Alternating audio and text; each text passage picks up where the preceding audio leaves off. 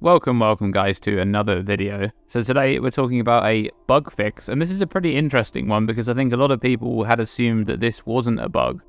But let's take a look. So in the patch notes here, we've got a bug fix to the Juggernaut's Unbreakable node. This was a bug that came in the Crucible patch, and essentially what was happening was the body armor being doubled stat was applying incorrectly. It was instead providing a 100% increase, and obviously that's incorrect because it should be doubling the flat armor, which can then be benefited from any kind of increases or more armor values that you have.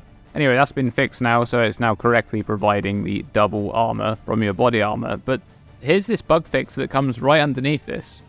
And it says, fixed a bug where armor from equipped body armor is doubled stat was not doubling evasion from your body armor when the Iron Reflexes Keystone passive skill was allocated.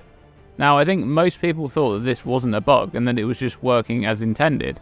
It's been this way for a long time, and it just makes sense. If your body armor has evasion, then it's not armor, so it doesn't benefit from the stat armor from equipped body armor is doubled. But apparently that's not the case, and this was a bug. And this is really interesting because it now enables Juggernaut to play in a way where you don't lose efficiency from taking Unbreakable when using evasion-based body armor. Now, I think previously what would happen here is you'd lose a huge amount of armor in comparison to using a pure armor piece of body armor rather than using evasion.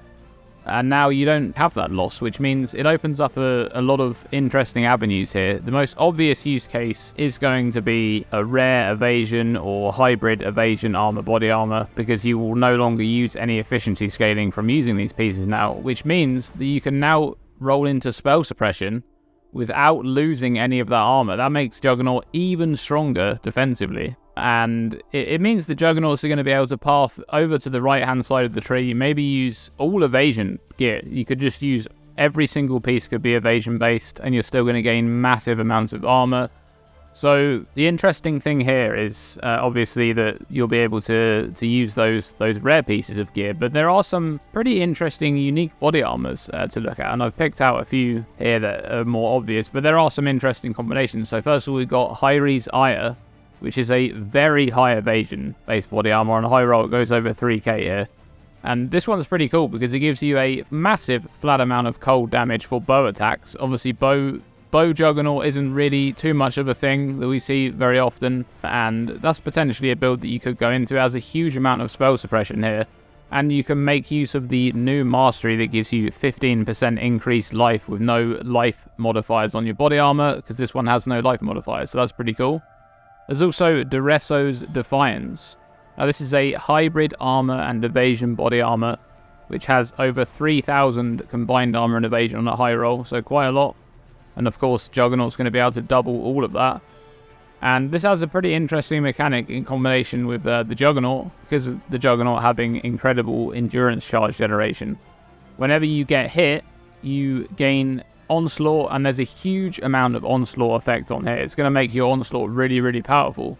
And you can essentially bypass the downside of this body armor, which is the losing all endurance charges when you get hit, by just gaining minimum charges. So you can gain minimum charges on your rings, you can gain one on the passive tree, and yeah, that's a pretty strong combination there as well.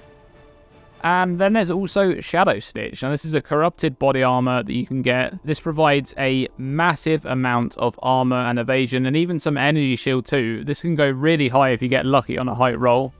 But it's quite expensive or difficult, depending on if you're playing Trade League or SSF. It's expensive or difficult to get one that's going to be good for your build. You can make a bit of use of Tainted Chromatic Orbs there to try and get the correct socket colours, but obviously if the implicits are not very good, or if it's a low roll, you're going to want to try again with that. And you can get this from double corrupting a Sacrificial Garb at the Tier 3 Corruption Room in the Alba Temple. And the Sacrificial Garb can be acquired from at Zeri. Pretty common drop. But yeah, these are just a few unique items that you could use. There's others that you can use as well. There's like Carcass Jack, which is pretty interesting I think now, so that you can get a bit more armor from that as well if you're using Iron Reflexes.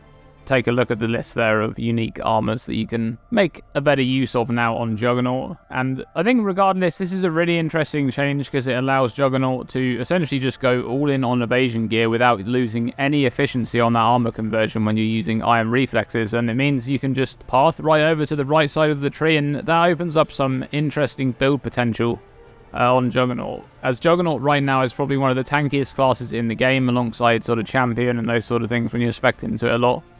This just means that you can play more builds. Yeah, that's a fun mechanic to play around with, and I think it's nice that you can go down that route and you know that you're not losing any efficiency on your gear just by taking this keystone. So that's a really, really nice change. Anyway guys, that's it for this one.